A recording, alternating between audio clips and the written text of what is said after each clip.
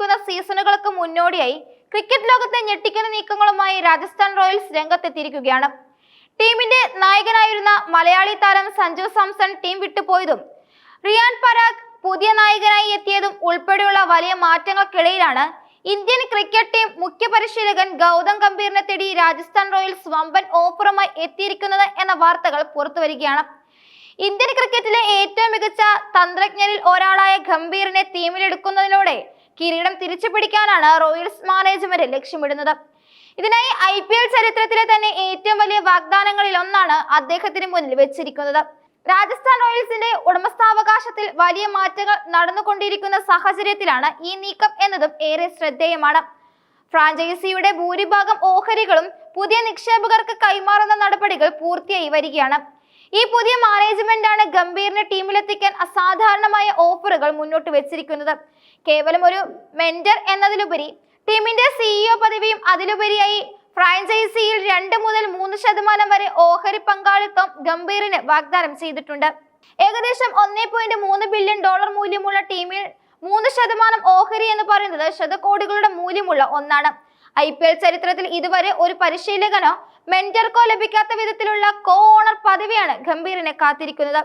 Kolkata night റൈഡേഴ്സിനെ ക്യാപ്റ്റനായും പിന്നീട് മെന്ററായും കിരീടത്തിലേക്ക് നയിച്ച ഗംഭീറിന്റെ മാന്ത്രിക സ്പർശം രാജസ്ഥാൻ റോയൽസിനും ആവശ്യമാണെന്ന് പുതിയ ഉടമകൾ വിശ്വസിക്കുന്നു. സഞ്ജു സാംസനെ പോലൊരു വലിയ ബ്രാൻഡ് ടീം വിട്ടുപോയതോടെ ശൂന്യത നികത്താൻ ഗംഭീറിനെ പോലൊരു വ്യക്തിത്വത്തിന് സാധിക്കുമെന്നാണ് വിലയിരുത്തൽ.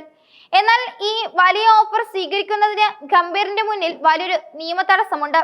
നിലവിൽ ഇന്ത്യൻ ദേശീയ ടീമിന്റെ മുഖ്യ പരിശീലകനായി സേവനമനുഷ്ഠിക്കുന്ന ഗംഭീറിന് IPL ടീമുകളുടെ ഭാഗമാകാൻ ലോധ കമ്മിറ്റി നിർദ്ദേശങ്ങൾ അനുവദിക്കില്ല. സുപ്രീം കോടതി അംഗീകരിച്ച ഈ നിർദ്ദേശങ്ങൾ പ്രകാരം ഒരാൾക്ക് ഒരേ സമയം ദേശീയ ടീമിലും IPL ഫ്രാഞ്ചൈസിയിലും ഔദ്യോഗിക സ്ഥാനങ്ങൾ വഹിക്കാൻ കഴിയില്ല.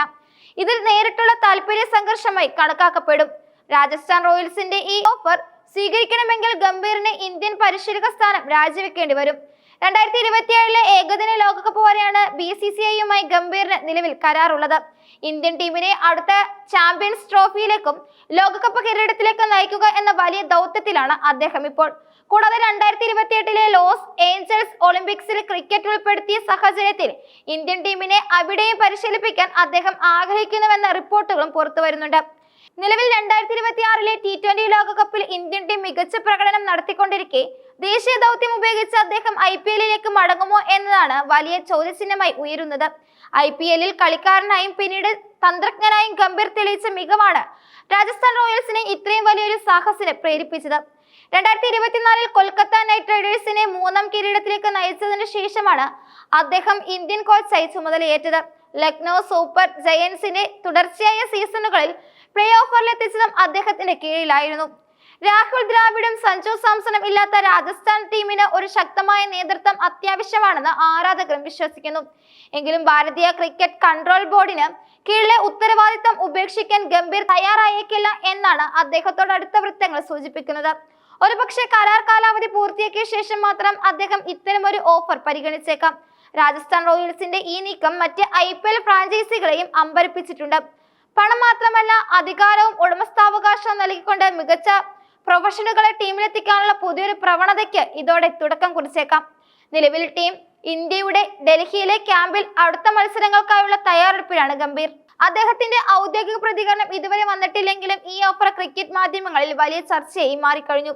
ടീമിന്റെ മൂല്യം വർദ്ധിപ്പിക്കാൻ ഗംഭീറിന്റെ സാന്നിധ്യം സഹായിക്കുമെന്ന പുതിയ മാനേജ്മെന്റിന്റെ കണക്കുകൂട്ടൽ ശരിയാണെങ്കിലും BCCIയുടെ കർശന നിയമങ്ങൾ ഈ സ്വപ്ന നീക്കത്തിന് വിലങ്ങുതടിയാകാനാണ് സാധ്യത. വരും ദിവസങ്ങളിൽ ഇന്ത്യൻ പരിശീലക സ്ഥാനത്തിന്റെ കാര്യത്തിൽ ഗംഭീർ എന്ത് തീരുമാനമെടുക്കും എന്നതിനെ ആശ്രയിച്ചിരിക്കും രാജസ്ഥാൻ റോയൽസിന്റെ ഭാവി.